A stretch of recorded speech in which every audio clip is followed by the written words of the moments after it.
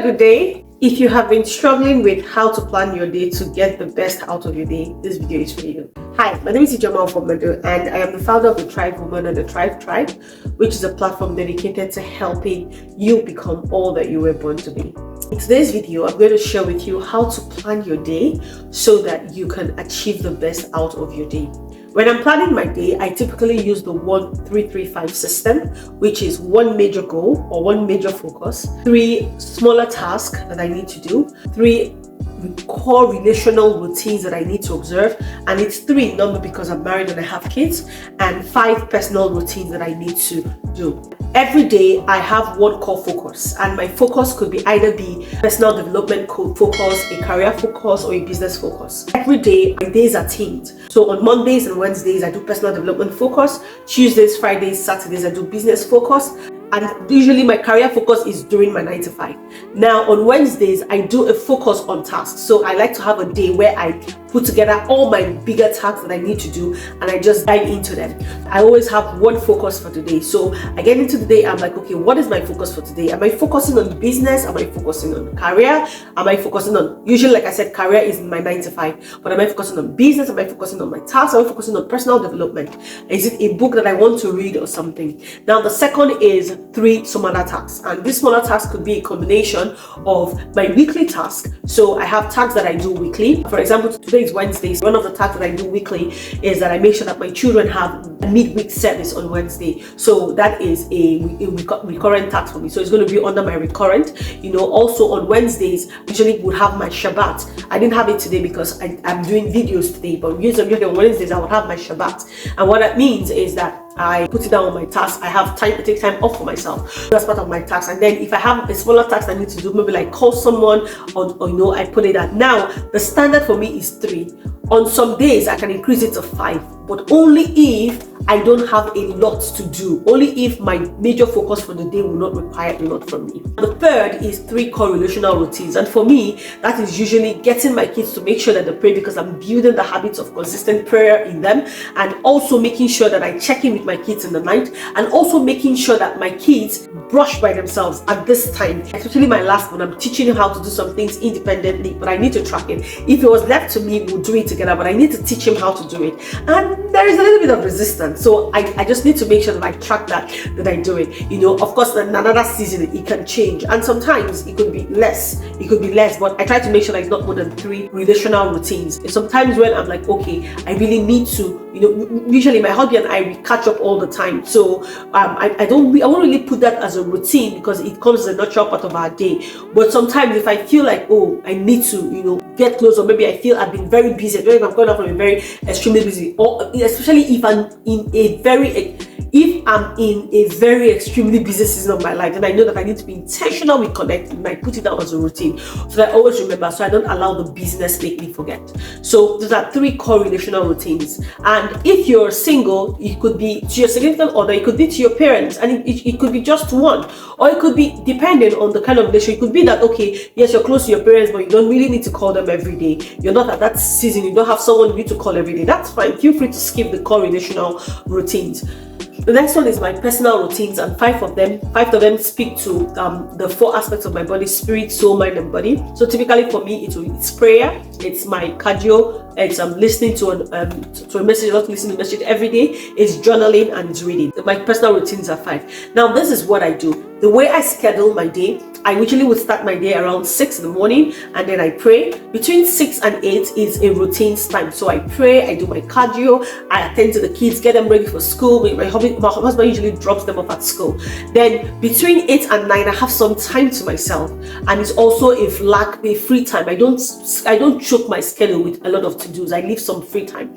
Between 9 and 5 o'clock is my office time, and between the 9 and 5 I still have time for lunch break. So I really do not schedule much in that period. Now, part of my personal routines and one of my core relational routines, I've already observed them in the morning. Now between 5 and 8 I get to check in with my business, just to check in and say, oh, how is everything running and all that. Usually I do that in about 15, 20, 30 minutes, and then I get onto my tasks. I look at the tasks that I have to do for the day and I pick them.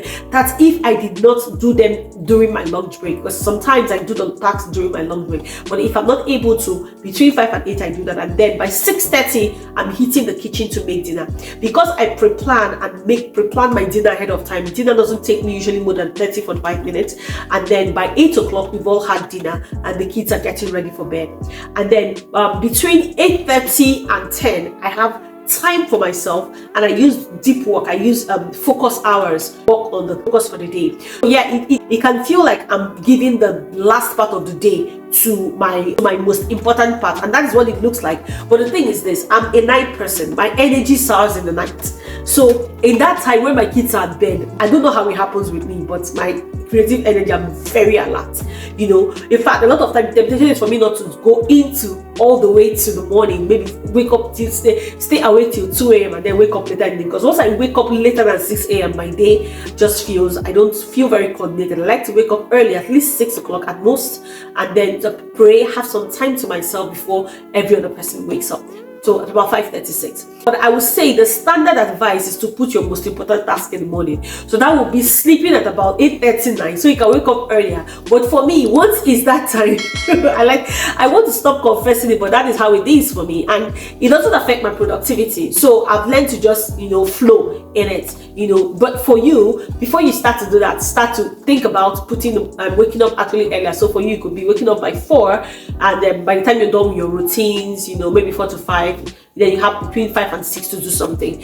So for me, 8:30 to 10 I do that, and then 10 to 11 I pray, and then go to bed. So between 11:30 I'm on bed, wake up around 6, and that's how my day goes. And I use about 90 minutes to attack my most important focus for the day. If I have something I really need to get done in a week, I can make my focus for the whole week that thing, especially if it's a very high priority. So for me, the most important thing is that I get into the day. I know the most important thing I need to achieve. I have 3 tasks that I need to tick off. I have 3 core-relational routines. Now, part of relational routines are in the morning. 1 is in the morning, 2 is in the evening, between the 5 and 8. And my personal routines, 3 is in the morning, which is audio word, the exercise, the audio word, and prayer. The remaining 2, journaling and reading, is in the night, just before I start the call for the day. So by 8:30, usually by 7:30 we've had dinner. Then I try to put the kids to bed, bathe, brush, and the rest. So between 8:39, depending, I'm not very fixated on the time or saying 20 minutes for this and all that, but I make sure that by 9 o'clock I'm seated, max, for my core focus for the day, and I dive in. Usually it's 8:30. I dive in, and by 10 I'm done. 10:30 I'm done. Pray to 11:30. Not saying the definite time is because it's not sacrosanct. I have lap times, that I used to plan just in case something happens, because I'm a mom, things could come up. But I have deadlines at the beginning and the end of the day. Like I should be in bed by 12, all things being equal. All things being equal. I say that because sometimes it's a struggle, because I'm a night person, and I should be up by 6. But in between that, I try to shift things around. So I have the minimum I should do. For example, for my focus task, the focus for the day, I should be able to do a minimum of 1 hour. But ideally, my plan is 90 minutes. So if something happens, I'm not able to do 90 minutes, I try to go for 1 hour. So that's how basically it is. That's how I plan my day. I also want to say that there are some days too that I might not exactly follow that structure, especially if I'm not working. And then all I just do is I know the blocks for my routines, and then the other blocks outside of my routines, I just fix them in with the things that I need to do. Especially if I have a little bit, some small tasks that I need to complete. The most important things at the end of the day for planning your day is that you have a routine that nourishes your body, and you have a time for doing it, and then you have the time to be able to do the other tasks. And number 3, you don't overwhelm yourself. So feel free to adapt this to what fits you. Feel free to do it in a way that suits you. Feel free to make it yours. But remember, don't get overwhelmed by it. It's not cast in stone. Experiment. Find out what works for you. You could try morning focus hour, you could try afternoon focus hour if you're not working, if you have the time, or evening focus hour. You could try putting most of your routines in the night if you have that ability, or in the morning. Just experiment with stuff and arrive. And even when you arrive at what works for you, don't hold it too closely. Most important things, I always ask yourself, what is the most important thing for me to get done today?